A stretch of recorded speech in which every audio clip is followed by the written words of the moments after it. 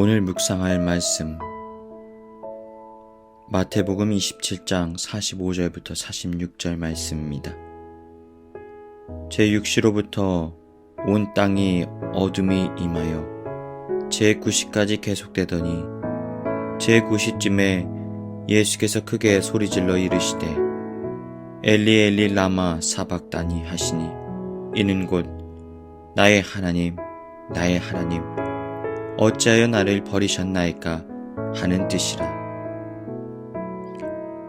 오늘 본문을 살펴보면 십자가에 달린 예수님께서 하나님과 단절됨을 경험하고 있음을 발견하게 됩니다.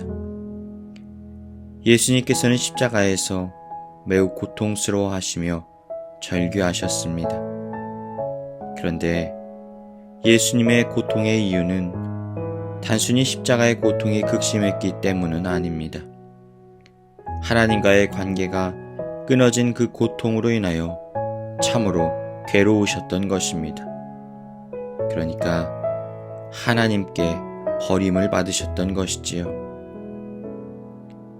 엘리 엘리 라마 사박다니 나의 하나님 나의 하나님 어찌하여 나를 버리셨나이까. 이 고독의 절규 속에는 주님의 고통과 괴로움을 느낄 수가 있습니다.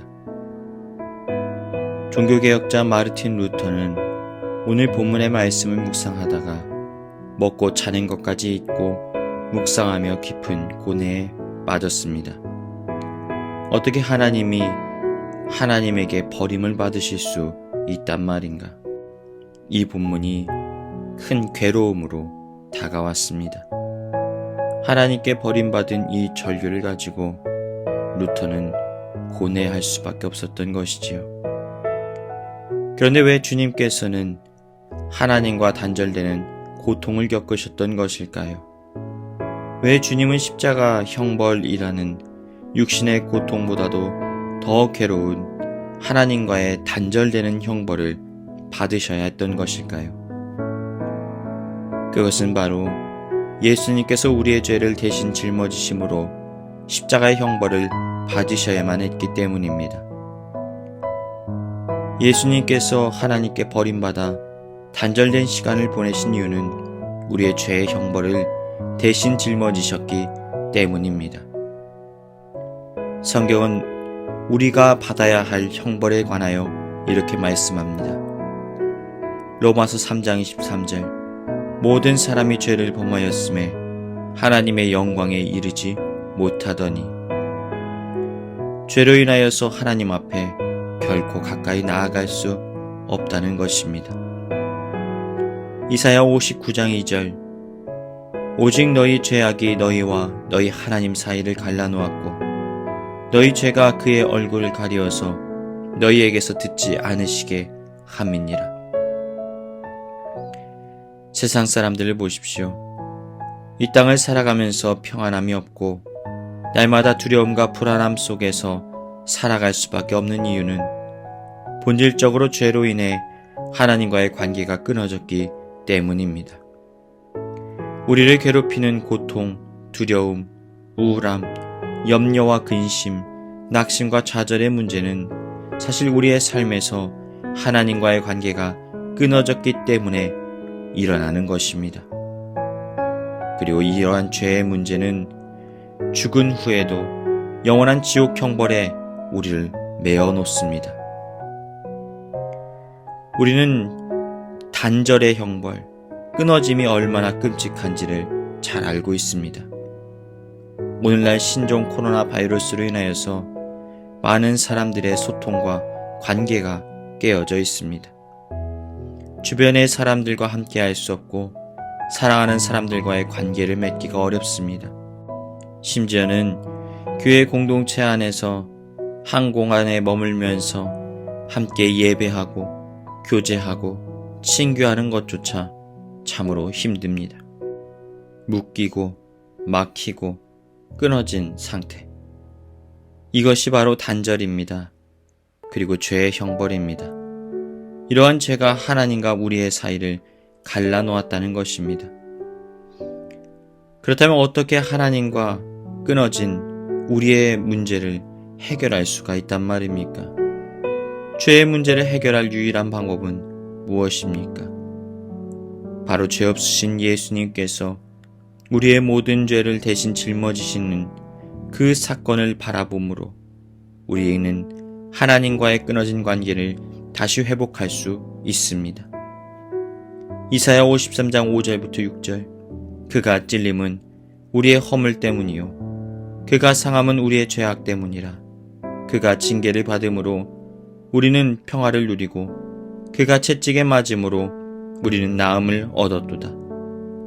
우리는 다 양 같아서 그릇 행하여 각기 제 길로 갔거늘 여호와께서는 우리 모두의 죄악을 그에게 담당시키셨도다. 그렇습니다, 여러분. 예수님은 죄가 없으신 분이십니다. 그리고 예수님께서는 하나님 아버지와의 관계가 처음부터 끊어질 필요도 없으셨던 분이십니다. 왜냐하면 그분이 바로 하나님이셨기 때문입니다. 그럼에도 불구하고 주님께서는 우리를 너무나 사랑하셨기 때문에 우리가 받아야 할 모든 죄의 형벌을 대신 받아내셨던 것입니다. 바로 그곳 십자가에서 예수님께서는 모든 인류의 죄와 저주를 뒤집어 쓰시고 하나님과 관계가 완전히 단절되어지는 버림받는 고통을 겪으셔야만 했던 것입니다. 예수님께서 십자가에 달리셨던 그 시각은 이스라엘 시각으로는 6시, 우리의 시각으로는 12시입니다. 바로 그때 이 땅의 모든 빛이 사라져 버렸습니다. 사람들의 소리도 한순간 사그러집니다. 생명도 희망도 모든 것이 사라져버린 절대적인 캄캄함이 어둠이 온 세상을 덮칩니다. 그 현상은 단순한 자연의 현상이 아니었습니다. 죄에 대하여 하나님께서 진노하시는 모습입니다. 누가 이 진노하시는 하나님의 얼굴을 감히 배울 수 있단 말입니까? 두려움과 고통, 이 진노의 중심에는 바로 십자가가 서 있습니다. 모든 인간의 죄를 대신 짊어지신 예수님께서 그 골고다의 십자가에 고통의 형벌 가운데 있으셨습니다. 본래 이것은 우리가 받아야 하는 형벌입니다. 하나님과 끊어지고 하나님과 버림받고 죄로 인하여 우리 모두는 하나님의 진노 아래 머물러 있어야 했지만 바로 우리 주님께서는 이 모든 죄를 대신 짊어지셨던 것입니다. 사랑하는 여러분, 주님께서 우리의 죄의 문제를 해결해 주시지 않는다면 우리의 삶은 하나님과 끊어져 두려움 속에서 평안함 없이 살아갈 수밖에 없습니다. 하나님의 놀라운 뜻을 담아낼 수 없습니다. 우리에게는 슬픔과 아픔, 괴로움만이 있습니다. 죄로 인하여 부서지고 깨어지고 망가진 인생을 살아가야만 합니다. 그렇기에 우리의 삶에는 더 이상 소망이 존재할 수 없습니다. 그러나 이제 심판의 시간이 지나갔습니다. 형벌은 치러졌습니다. 주님의 십자가로 인하여 죄의 삭은 모두 지불되었고 그리스도 안에 거하는 모든 영혼들이 하나님을 바라보고 그분과 관계를 누리며 살아갈 수 있는 은혜와 특권이 시작되어진 것입니다. 그 골고다 언덕, 잔인하고 끔찍했던 십자가의 형벌, 그 피 흘리심. 그러나 우리는 그러한 예수님의 보혈을 힘입어 감히 하나님 앞에 나아갈 은혜와 담력을 얻게 된 것입니다. 요한복음 14장 6절 예수께서 이르시되 내가 곧 길이요 진리요 생명이니 나로 말미암지 않고는 아버지께로 올 자가 없느니라. 사랑하는 여러분, 십자가의 주님을 바라보십시오. 예수님께서 형벌을 대신 받으심으로 이제 우리를 막았던 죄악의 담이 사라지고 우리가 하나님 앞에 담대히 나아갈 수 있게 된 사실을 찬양하십시오. 우리를 묶고 있던 모든 죄의 사슬과 우리를 부서뜨리고 깨트려 놓았던 죄의 문제가 이제는 수습되고 해결되었음을 깨달으십시오. 그리함으로 복음 안에서 십자가 앞에서 자유함을 누리는 복된 인생 살아가시길 주님의 이름으로 축복합니다.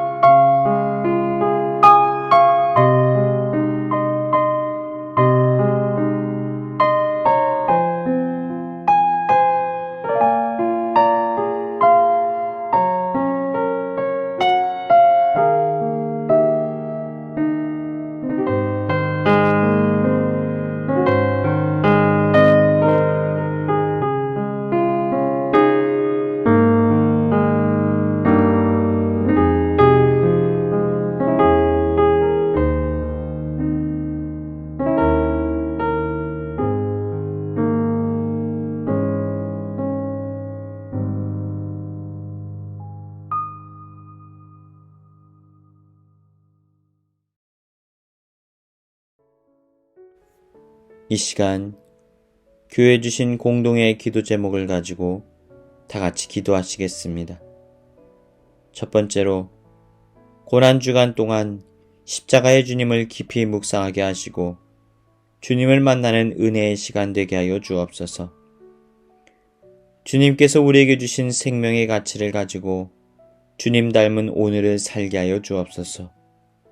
전쟁으로 고통당하는 우크라이나 가운데 주님의 위로와 평화가 임하게 하여 주옵소서. 이 시간 다 같이 기도하시겠습니다.